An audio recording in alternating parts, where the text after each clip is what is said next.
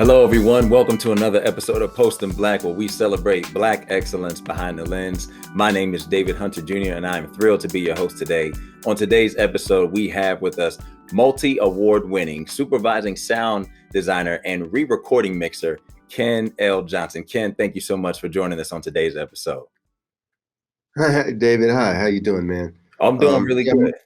Good. I'm really glad to be here, man. Thank you for inviting me. Yes. No, it's an honor to have you. We're thrilled to have you. And as accustomed to Post in Black, we always like to start with an icebreaker. So if you had an opportunity to tell us what is one problem that you think technology is going to change or fix for us in the next 20 years, what do you think a problem that we have currently that technology is going to change and eradicate mainly? Well, what I'm most excited about in my industry is the development of an AI process that will allow us to take one person and make them sound like anyone else. So that would solve a myriad of problems. Say, for instance, an actor was unavailable for some particular reason to come back in and redo some lines, whether it be voiceover or ADR. So we could have anyone speak those lines and get those inflections and that tonality and sound exactly like that person. And I think we're on the cusp of developing that and making that a reality. So I'm very excited about that. I think that's really dope. I have a question though. As a voiceover actor, would I still get paid for that job if somebody else did my work if I couldn't make it? No, that's funny. That's funny. I mean, I'm sure that there'll be some compensation because you can't just go around using people's voices without them getting compensated. I was like, I want to make sure I get, in college, your money. In sports, they got the NIL, the name, image, and likeness. We need to do that. I need to talk to SAG after. Absolutely. Absolutely. Now, I'm sure you won't be alone. Yeah, it won't be long for sure. Well, Ken, no, it's an honor to have you. Really appreciate you joining us. And if you wouldn't mind, we already kind of broke the ice, but if you wouldn't mind telling the people a little bit more about yourself, where you're from, what it is you do. Okay. Well, as you know, my name's Ken L. Johnson. My family originally were from Pritchard, Alabama, which is a suburb of Mobile. We moved here. Well, my mother moved us here, actually, when we were very small to LA. And so I grew up here for the most part. Went to school here.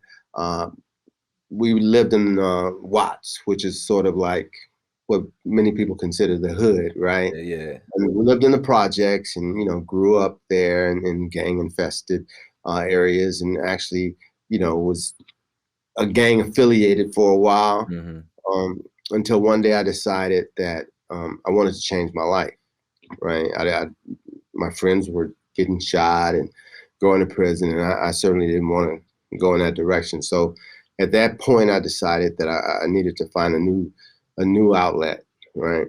So I moved out of the projects, and I went and lived with my mother at that time. This was a few years later.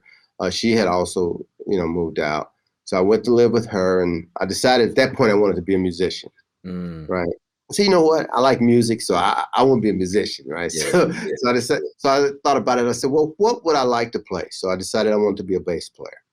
So I, learned how to play the bass and, did some tours and world travel, playing with people. No one really that you guys would know, but at least I got to travel abroad and do a lot of stuff. After that, I decided I liked the technical aspects of sound, of music in particular. So I became a recording engineer. And I worked in a lot of local studios here as a first recording engineer. And got a little frustrated with how my career was going. And at that point, I thought about film and television. Unfortunately, I had a sister and brother who were already in the industry. And so I reached out to them and asked them whether or not they use the same equipment that we use in music.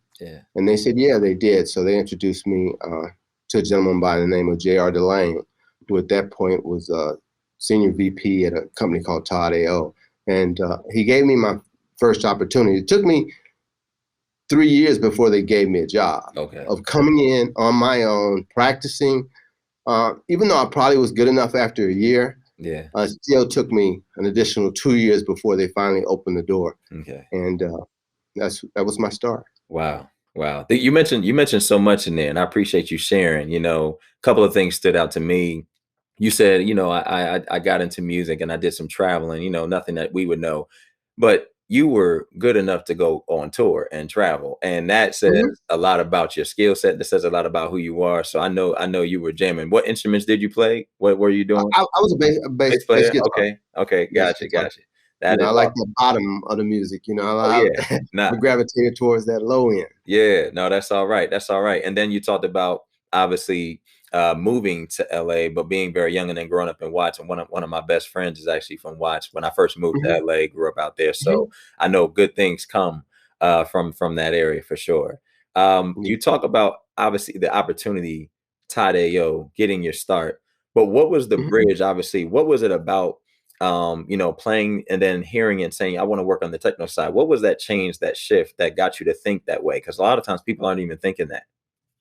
Well, I think what happened was, as a musician, certainly we played a lot of live gigs, but we also went into the recording studio Yeah. to develop our own music, right? And I think when I went in there and I saw the lights and the buttons and I watched the guy and I was like, this is fascinating, Mm-hmm. right? And I think that intrigued me and caught my attention. Yeah. And I was like, well, I think I'd like to, see what that's about. So that was what was the impetus for my deciding to kind of go into the more technical aspects of it. That the reason why I asked that too. Sometimes musicians more so, and they definitely are knowledgeable of the technical, but usually Mhm. sometimes there's aspirations to be more in front. So when you Right. said, "Oh, I like that part. I like putting the pieces together, putting the puzzle together," I was wondering what intrigued you most about that. Now you've gone off tour. You're behind the scenes. You said it took you a couple of years before you got your first gig. What was it like when you were on the training ground? You know what I mean? What was it when you're in there? Because now you're in an actual office with these people. What are you learning? What are they teaching you on every day? Okay. So the first thing that happened was they brought me in for this weekend class, right? Okay. And so I took this weekend class, and then they had us take a test, right? Hmm. And so at the end of the test, they told me I really wasn't ready, Mm, right? And I was like, but I only been here for like 2 days. I didn't even know what I was doing, yeah. So so I went back to the guy who I was telling you about, JR, and I Yeah. said, well, this is what happened. They told me to go get some experience, and because they don't hire inexperienced people, and I didn't pass the test, Right. Right. right? And he said, no, no, no. He said, we're not doing that. He said, go back down there and tell him I said to have you do this, which was for me to sort of shadow someone, Okay. right? So at that point, I was working in the studio, so I had a regular gig. But after that, I would go to Todd AO at night and Wow. sit with the guy and just watch him, occasionally ask some questions. Wow. And then on the weekend, they would give me like what they call training reels. So it was like maybe it's a few scenes, Hmm. right? And I would cut like sound effects because I originally came in wanting to be a mixer, Okay. but I was told that I can't just walk in the door and be a mixer. I have to kind of come up Yeah. to that position. So they offered me a few things. They said, well, you can either do dialogue editing Hmm. or you can do sound effects editing. So I said, you know what? I think sound effects would be a better fit for me because it's kind of musical in a way to me. The way that I look at it, right? It's like textures, right, Right. of different sounds to make this soundscape, right? Right. So I gravitated towards that, and so I started doing that. And I would sit with him. I would come in on the weekend, and I would train. Wow. How long were you at Tadeo? Once you started, it was your third year that you got, finally became, and graduated to that level. How long were you there afterwards? Whew, uh, man, maybe 10 years. Wow. Okay. What was the first show that you got to work on that, you finally got to, get your hands together and dive in and say, all right, this is mine. I'm real. I'm here. Well, it was funny. I get a call, right? Yeah. Uh, and they say, look, we got a show for you. So it need to be done in a week. So I was, I'm a little nervous Yeah. now, Yeah. right? You're like, oh, And I okay. said, well, what show is it? And they go, well, it's Melrose Place, Wow. right? So that was my very first show. Wow. And that's, and And if people don't people don't remember, Melrose Place was jumping. That's, yeah, you know, that Fox was really killing it at that time with everything. mhm. Yeah. It was a huge show, Hmm. right? And so I had a week to get it done, and I was, I was nervous at first. Yeah. I was like, man, because now I'm not practicing anymore. No, it's for real. I'm in It's for here for real, right? real. Yeah. And so that was the beginning. Okay. Well, I mean, was there anything, like, obviously you're nervous, but the results, obviously you ended up being there 10 years. It wasn't like, all right, we gotta get this guy out of here. No, I was, I felt like I was ready. I Okay. mean, I had so much training, and I'd done this for 3 years, so I knew, but I knew I had the skill set, right, Hmm. Yeah. to do it. But anytime, like even on this interview, I'm nervous on the interview. So Yeah. anytime I'm sort of like thrust into a new thing, and there's jitters. Yeah. You know what I'm saying? Right. So I was a little jittery, and I remember this one time when everything crashed, like the computer crashed, and so the show was happening like the next day, Yeah. and that was probably the scariest moment of my career because I almost took my keys and set them on the desk and left. I was like, there's no way that I can recreate all of this stuff Hmm. in this short amount of time. Yeah, right. I just can't do it. They're gonna fire me, so I might as well just leave now, right?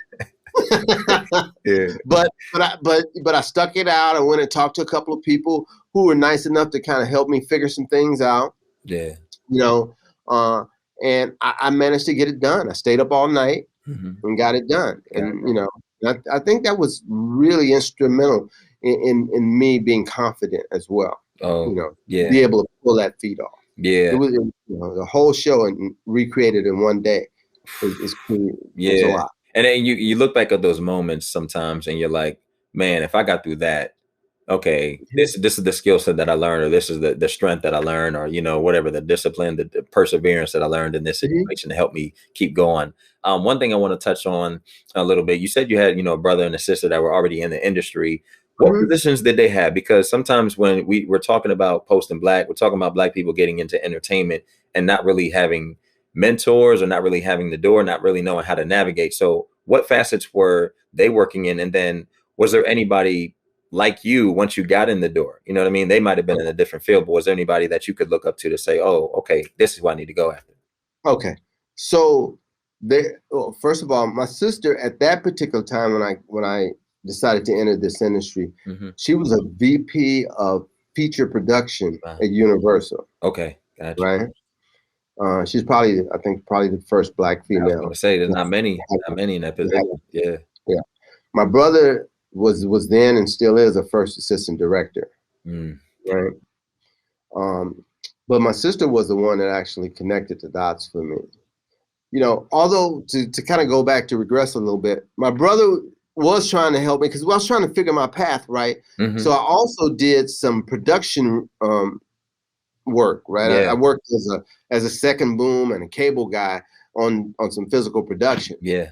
I realized that I liked it, but I didn't like the hours, Yeah. Yeah. right? Yeah. Hours were a little bit long, and I had just had a baby, and they were talking about going out of town, and and there was too much temptation, Hmm. you know, There's a lot out running there. around the set. Yeah. Yeah.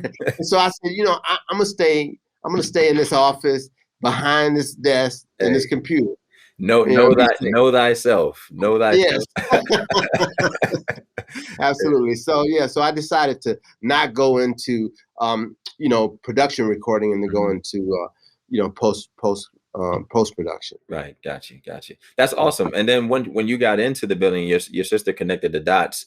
Now you're Hmm. in that field, and you have a little bit of a backing. You have somebody in your family, but there may be pressure that you want to actually live up to. Like, okay, my sister put me in a, recommended me for this. I got to deliver. But was there anybody black working in post that you could look to as a mentor to say, okay, they're doing it, I can do it? That's another hurdle that you may have to fight too mentally. Like, now I got to prove myself, and there's nobody even here that looks like me. Right. There was one other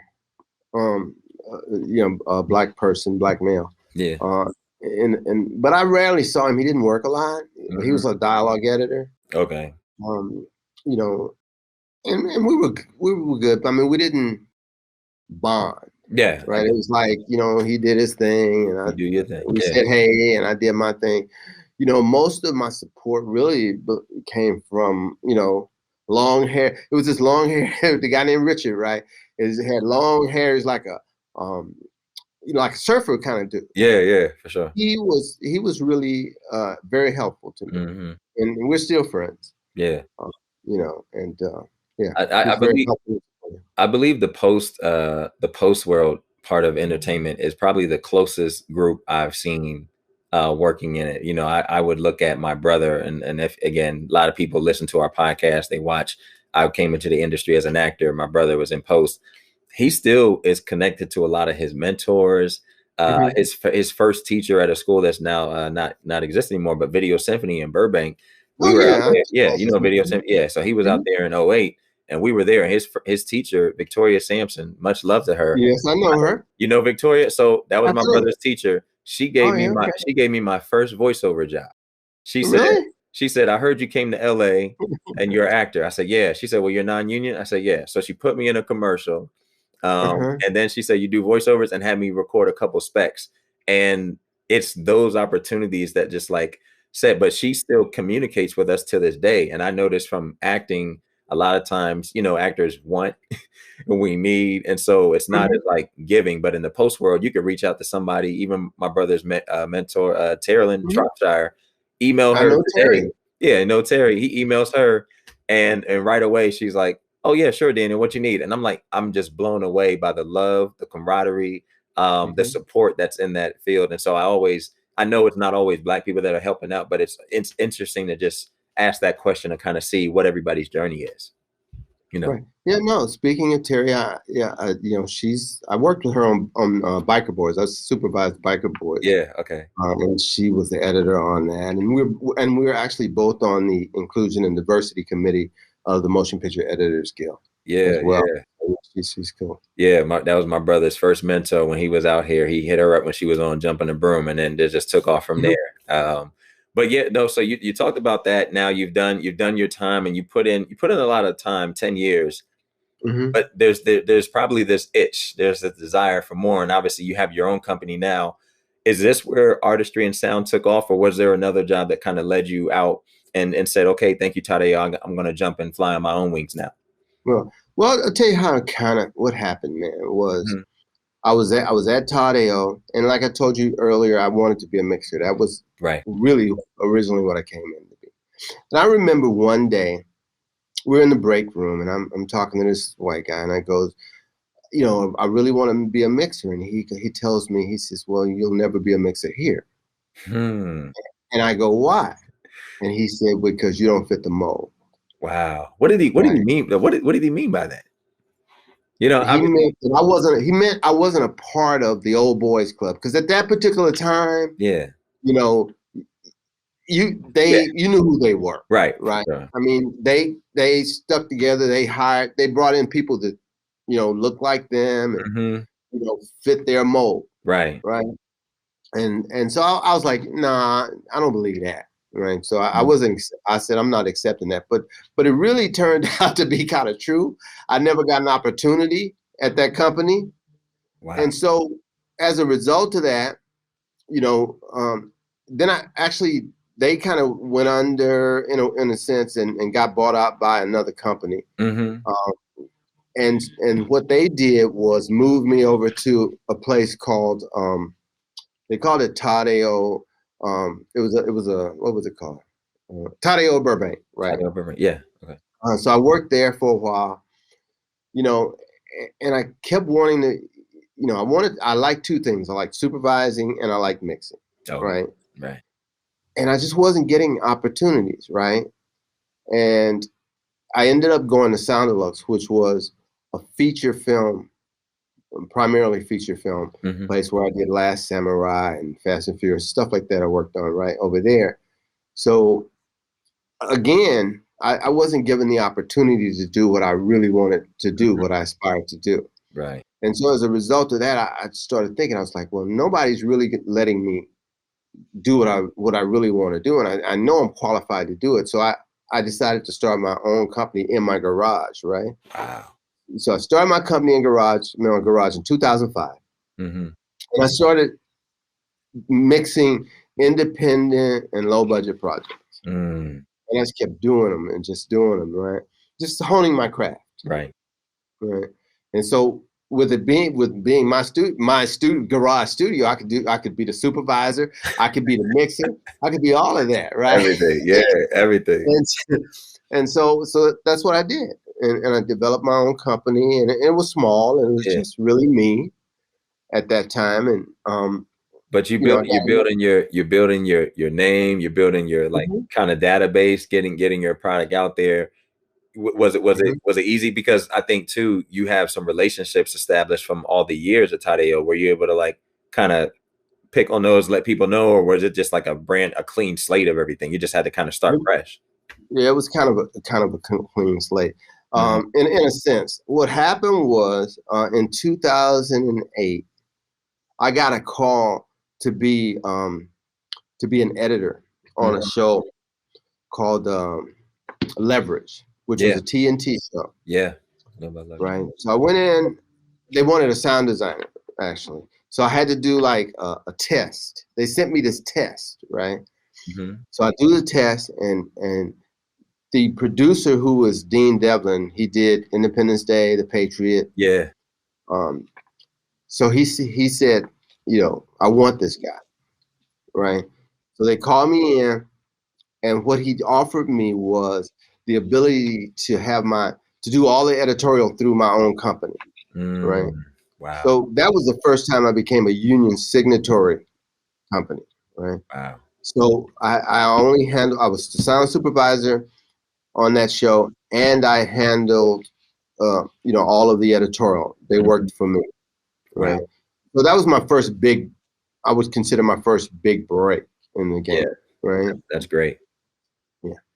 That is really awesome. I mean, to get a show like that and then you're handling everything. And that being your first show, if people haven't noticed, if you're listening to this episode or you're watching right now, you have to go to Artistry In Sound, go to the website, because just combing through, looking at the screenshots of all the posters of all the different films and shows you worked on, obviously things have kind of worked out for you in a way where it's been success. What is that like? What does that journey feel like to kind of like take a risk on yourself in the garage? And now you have this slate and you're like a known, in the industry and have, multi-award winning, credits for yourself. How does that feel? How has that journey been like? Man, at times it's been difficult, right? But it has also been super rewarding because I would never personally want to go back and work for anyone else. Wow. Right. I like working for myself. Yes, sir. Right. I like calling my own shots. Right. Sir. Because I don't like people in control of my destiny. I want to control that. So I'm in control of that for the most part. Right. You still got to have those relationships and stuff like that to survive. But, it's nothing like it for me, man. I mean, it's been really a great experience. I've developed some good relationships, and finally my company is starting to do major stuff. Like I was kind of like the BET guy for a number of years, right? Yeah. Which I love BET and for the people, for the culture, I like that, but now I'm doing Disney, Amazon, Netflix, Hulu, so that's a great point that you bring up, though, because we hear that from some of the people we interview of wanting to be seen as an editor, wanting to be seen as a re-recording mixer, a sound designer, just general, not the BET guy, not like just only, we have that's all I do. All I do is, let's get Ken, and everything you work on is like all black. It's like, it's the desire to want to work for your people, but also say, hey, I can cut that DiCaprio film. I mean, I can work on the Meryl Streep. Now that you're in a position of having some power, having some influence, what are some things that you feel like you may have been able to do in terms of maybe hiring or throwing some advice, throwing opportunity to the way of other young Black people, or what advice are you giving, to people who are coming up behind you, that now that you're in front, you can kind of see, like, hey, let's go this route or go this way? Well, for me, my company is very diverse, and I'm really big on giving back, right? Because I understand how difficult it is, right? Because I've been through it, right? So I have several young African American people in my company, right? But I mean, I also have I have one of the guy who mixes with me is Chinese. My creative partner is a white guy, but the majority of us are African American. Yeah. And they're young, and I'm teaching them, and I'm trying to bring them up and get them credits and get them opportunities that otherwise they may not get. Because even with my success and there's a few of us. I mean, maybe I can name 5, right? People that do various jobs in this industry on the level that I'm talking about, right? Which is like maybe the A and B level, right? Right. And C, ABC, right? So it's still difficult for us. And when I look at the scenery, I don't really see a lot of young African Americans on the come up. Right. Right. Most of the people who are there have been there a long time. And I jump in real quick. Is that because they don't know about the industry, or just because it's just not an interest in it? Do you feel? I think more people know about it now than when I got in. But I still think the prevailing issue a lot of times is people who are in power to hire tend to hire people like themselves. Now I will say that it is changing somewhat, and I think that the reason it is changing slightly is because now they realize that there's power in having some diversity, because a lot of producers now are looking for that, right? Yeah. So there are a few more people working now than previously, and in the past, but still not a lot, right? Still kind of like the same people, being asked for. And so I'm trying to develop my core team, and give them opportunities, give them credits, and because this is it's a industry based on, well, what have you done lately? Right. That's right. And so I think that's great, and not going to keep you. I mean, there's a lot, and I feel like there's so much more we could even talk about. But if you had a piece of advice that somebody gave you that has stuck with you over the time, because even regardless of having family in the industry, regardless of having a great mentor, there's still a lot of things that you figure out while you're on the job. You know what I mean? That one day of having to do an episode, Melrose Place, in the same day, and figure that out. What is a piece of advice that has stuck with you that's kind of been something like a driving standard? Like even when you bump into walls now, you're like, oh, remember that? Man, I think okay, it's a couple of things, but I think the thing that I would tell people most, because when I got into this industry, I thought that talent alone would get me to the top, because I knew I was talented, and not to it's confident.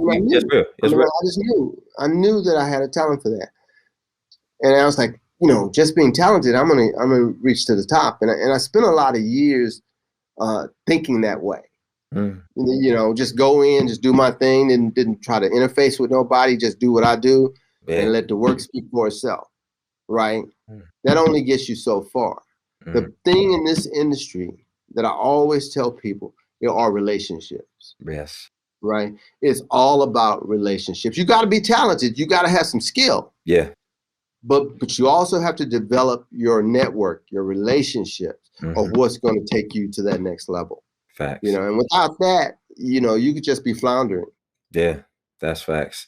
Ken, is there anything that you're working on right now that we could keep in mind or keep on the radar, coming up here that we want to stay in tab with? Well, I have a new show that I'm working on called This Fool. Okay. Right? And it's a Hulu half-hour Hulu comedy. Oh, that looks fun. That sounds funny. And what it is, it reminds me of Friday, Okay. but from a Latin perspective. Ooh, this food. Right. Yeah. So yeah, and it is hilarious. I mean, Oh, man. it's a hit. It's a hit, man. I Yeah. will sit here and tell everybody who's watching that that's a hit show. Okay. No doubt. You know, I it can't. is funny. Every time I watch it, no matter how many times I watch it, I'm cracking up. Oh man. You know? I'm excited. So, I'm excited to see that. I'm very excited about that. I'm also getting ready to do Diary of a Wimpy Kid 2, the animated movie for Disney Plus. Yeah. And they also asked me to do the animated Night at the Museum, which I'm excited about as well. Ooh. So those are, you know, my big upcoming projects. I got some BT stuff too, but those are my bigger projects. Hey, oh man, can the people keep in contact with you, keep in tap? Is there anywhere they can find social media or email, anything? You know, not email. Yeah, well, you know, I'm not a, you know, I have a assistant who deals with all this social media for me because you know, I'm kind of busy, so I'm not really focusing in on that a lot. But my information is on my website. Mm-hmm. It's www.artistryinsound.com. Yeah. You know, we will be taking some new photos of my new team next week, and right. You know, we'll see some color.